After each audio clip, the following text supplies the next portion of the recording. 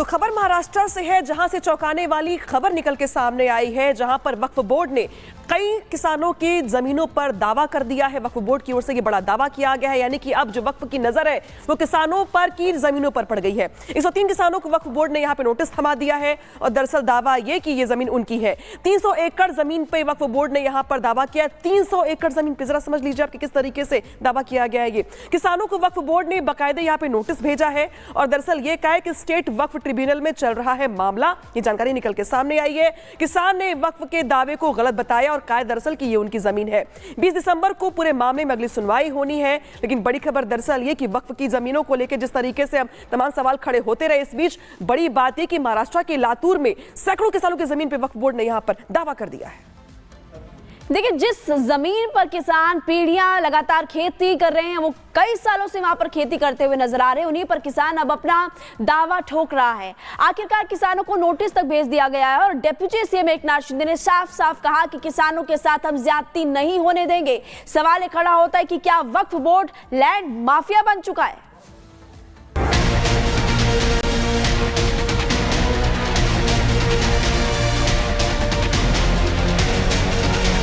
वक्फ board की दादागिरी कोई नई बात नहीं है। इस बार कब्जा नीति का खेल महाराष्ट्र से सामने आया है। मामला लातूर का है, जहां किसानों की जमीनों पर वक्फ बोर्ड ने अपना दावा ठोक दिया, जिसके बाद से न सिर्फ सियासत भड़की है बल्कि वक्फ बोर्ड के खिलाफ नाराजगी भी खुलकर सामने आने लगी है। मोदी सरकार वक्फ की इस दादागिरी को कंट्रोल करना चाहती है, लेकिन विपक्ष को इससे दिक्कत होती है। किसकी है पहले ये सिद्ध होना चाहिए। आज अगर कोई वहाँ पे खेती कर रहा है तो आज वो खेती कर रहा है, वो जगह अगर उनके पास मालिकाना हक है, पेपर है, तो वक्फ बोर्ड को ये अधिकार नहीं है कि उनको नोटिस देवे। और अगर वक्फ बोर्ड की जगह है, चाहे वो आज खेती कर रहे हों या उनके बाप दादा लोग पहले से खेती कर रहे हों, तो जाहिर बात है कि वक्फ की जगह है, वक्फ बोर्ड उनको नोटिस दे सकता है और अपनी जगह वापस मांग सकता है। सोचिए, अत्याचार किसानों के साथ हो रहा है, जिनकी जमीनों पर वक्फ ने अपनी कब्जा नीति शुरू कर दी है। लेकिन भाईजान को इसमें भी बीजेपी की कारस्तानी नजर आ रही है। किसानों की बात सुनना कौन चाह रहा है, क्योंकि वक्फ बोर्ड की तो यही नीति है कि जहां भी लगे बस जमीनों पर दावा कर दो, फिर सामने वाला परेशान होता रहे और अपने दावों को साबित करने की लड़ाई लड़ता रहे, मगर वो भी कोर्ट में नहीं बल्कि वक्फ ट्रिब्यूनल में। वहीं लातूर के 103 किसानों के साथ हो रहा है, जो अपने नोटिस दिखाकर न्याय की गुहार लगा रहे हैं। किसानों ने दावा किया है कि यह वक्फ की संपत्ति नहीं है, उनकी पुश्तैनी जमीन है, वे पीढ़ियों से इस पर खेती करते आ रहे हैं। किसानों ने महाराष्ट्र सरकार से न्याय दिलाने की अपील की है, जिसके बाद डिप्टी सीएम शिंदे ने उन्हें भरोसा दिलाया है।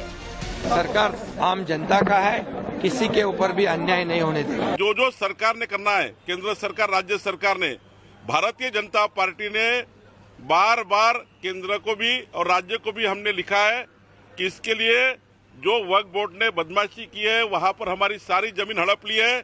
सारी जमीन जो जो नियम के बाहर हड़पी है, सारी जमीन किसानों को और हिंदू देव देवता के ट्रस्ट को और जिसको भी जिस समाज की जमीन ली है, चाहे मुस्लिम हो, चाहे हिंदू हो, चाहे दलित हो, वक्फ बोर्ड ने सभी प्रकार की जमीन अपने कब्जे में ली है, वो सारी छोड़नी चाहिए। एनडीए सरकार का सीधा संदेश है कि वक्फ के अन्याय पर रोक लगनी चाहिए, लेकिन मोदी सरकार वक्फ बोर्ड एक्ट में करीब 40 बदलाव करना चाहती है और इसी साल मानसून सत्र में 8 अगस्त को लोकसभा में वक्फ बिल पेश किया गया था। कांग्रेस समेत कई विपक्षी दलों ने इसे मुस्लिम विरोधी बताया था। विपक्ष की आपत्ति और विरोध के बाद ये बिल लोकसभा में बिना किसी चर्चा के ज्वाइंट पार्लियामेंट कमेटी को भेज दिया गया। लेकिन फिर भी आए दिन वक्फ बोर्ड की दादागिरी की खबरें आती रहती हैं। कभी कर्नाटक में तो कभी महाराष्ट्र में किसानों की जमीन पर कब्जा करने की साजिश रची जाती है, मगर विपक्ष इस मुद्दे पर गोलमोल करता रहता है।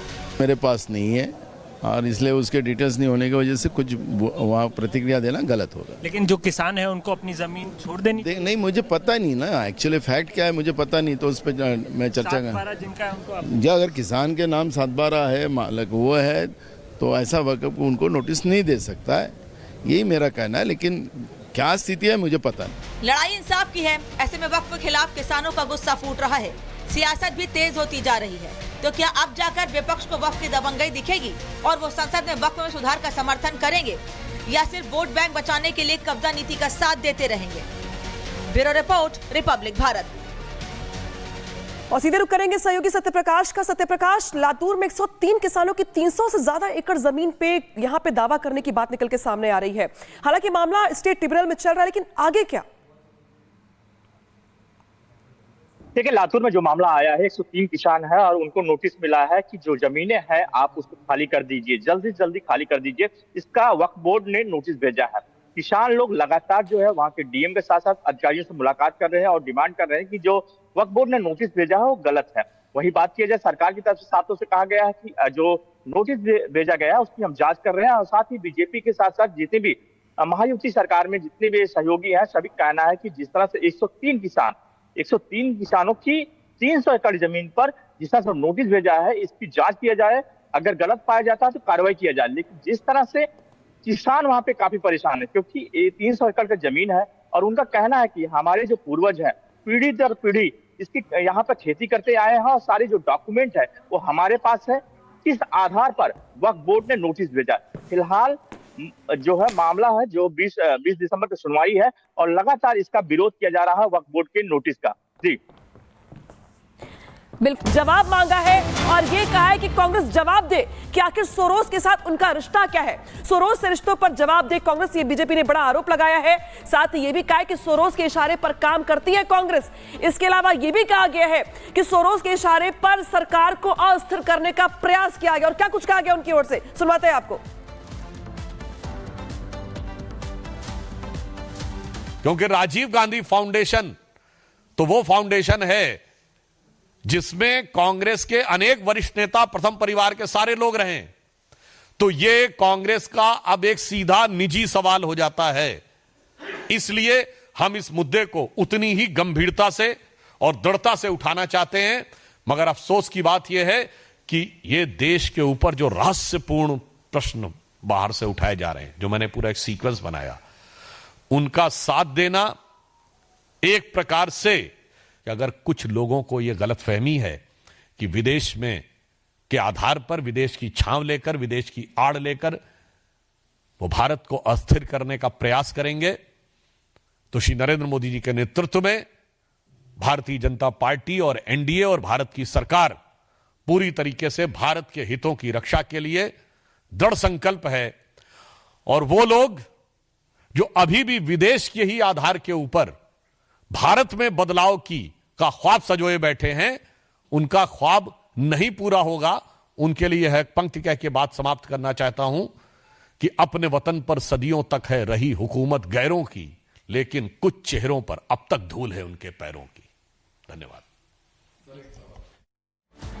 डॉक्टर सुधांशु त्रिवेदी को आप सुन रहे थे और प्रेस कॉन्फ्रेंस वो कर रहे हैं और उन्होंने साफ तौर पर कहा कि भारत के हित में जो होगा एनडीए सरकार वही फैसला करेगी। सोरोस भारत के खिलाफ साजिश करते हैं और कांग्रेस पार्टी यानी कि गांधी परिवार पर भी निशाना साधा, कांग्रेस पार्टी पर भी साधा और कहा कि सोरोस के इशारे पर कांग्रेस पार्टी काम करती है। यह आरोप लगाते हुए बीजेपी नजर आ रही। सुधांशु त्रिवेदी को आप सुन रहे थे। सोरोस को लेकर कांग्रेस क्या छिपा रही है, ये सवाल उन्होंने पूछा। मोदी सरकार को अस्थिर करने के लिए फंडिंग कौन कर रहा है, इशारा किया और गांधी परिवार भी इसमें संलिप्त है। सोरोस की फंडिंग को लेकर कांग्रेस पार्टी जवाब दे, सवाल पूछ रहे कांग्रेस पार्टी से और कह रहे हैं कि आप जवाब दो।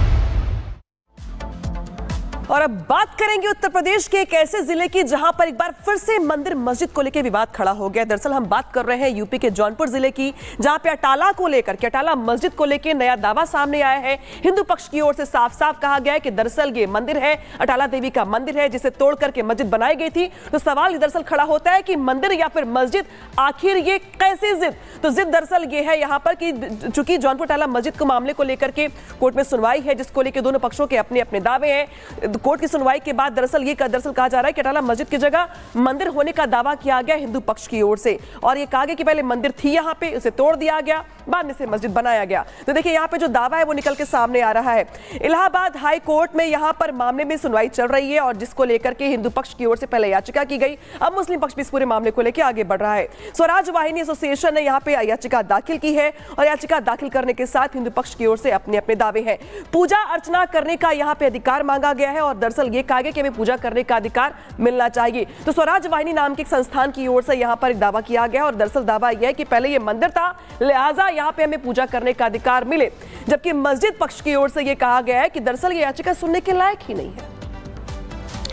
और देखिए, पहले अयोध्या, काशी, संभल और उसके बाद आपको जानकारी दे दी कि अब अटाला यानी कि जौनपुर में जो अटाला मस्जिद, उसको लेकर के लगातार सवाल खड़े हो रहे हैं कि मंदिर है या फिर मस्जिद है। विवाद लगातार गहराता हुआ नजर आ रहा है। इस पूरे मामले को लेकर सुनवाई भी है, लेकिन हिंदू पक्ष की तरफ से दावा किया जा रहा है कि यहाँ पर पहले देवी का मंदिर हुआ करते था, इसीलिए हमें पूजा का अधिकार दिया जाए। इस पर आप इस रिपोर्ट को देखिए।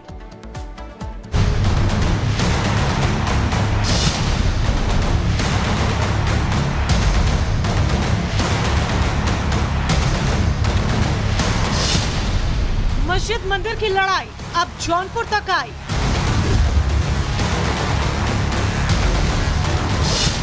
अटाला मस्जिद या सनातनी मंदिर,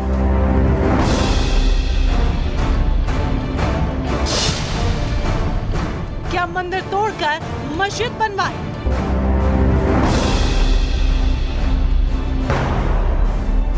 उत्तर प्रदेश में बीते कुछ दिनों से मंदिर मस्जिद पर घमासान छिड़ा हुआ है। कई मस्जिदों को बीते कुछ दिनों में तोड़कर मंदिर बनाने का दावा किया गया है। संभल इसी आग में कुछ दिन पहले सुलगा, लेकिन इसी बीच अब जौनपुर के शाही